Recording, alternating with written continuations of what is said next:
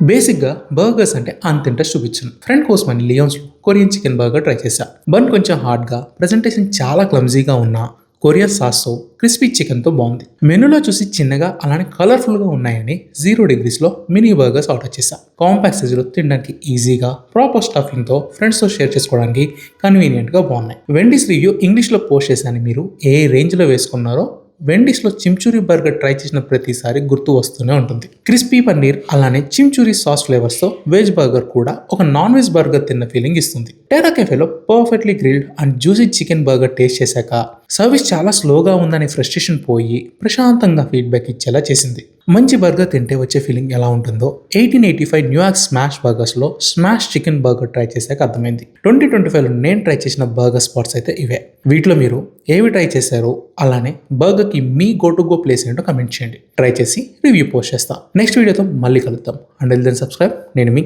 Bakasura.